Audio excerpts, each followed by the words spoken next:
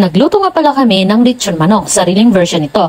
Ito nga pala ay inspired ng Kenny Roger kasi nga gusto namin magpatayo ng isa pang negosyo na lechon manok. At syempre, andyan yung aso natin, nag-aabang. Hindi ko na pala napakita kung paano namin ito minarinate. Nag-marinate kami within 48 hours. Hinaluan namin ng ingredients at syempre yung trade secret natin na ingredients. Pero secret lang yon, hindi ko pwedeng sabihin sa inyo. Niluto pala namin ito sa 180 degree at 1 hour and 10 minutes lang siya. So nakita ninyo po, sobrang sarap tingnan, di ba?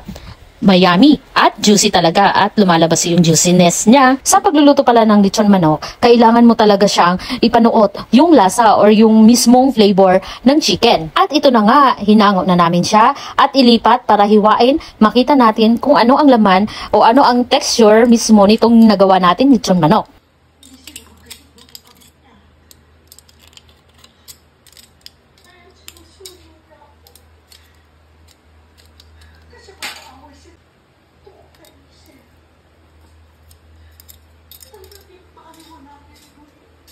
Kung nakita ninyo, ang dami nga talagang tanlad kaming nilagay dito para mawala yung lansa. At ito, tinatanggal na namin at hihiwain na namin yung gitna.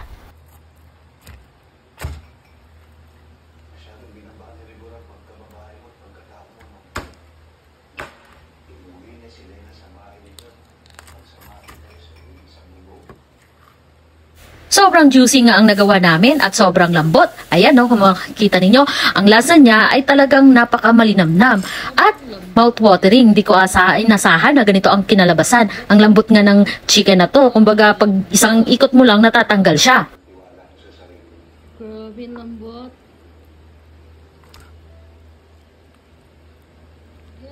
Delicious. Yum. Taste. Ayan, medyo mainit pa siya pero sarap.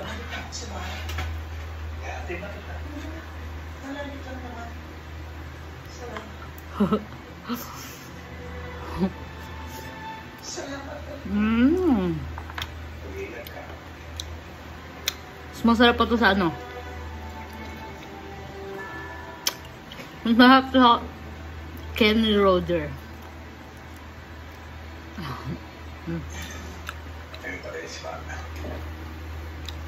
Sarap niya. Perfect.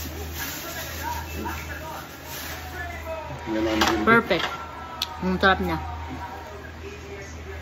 At successful nga ang paggawa namin ng lechon manok. So pwede itong pang negosyo. Soon, abangan nyo, magtatayo kami ng lechon manok na business. Pero kailangan pa ng budget. So sa susunod, at salamat sa panonood. Huwag kalimutang i-share ang video na to, i-like at i-follow na rin ako. Alright? Love!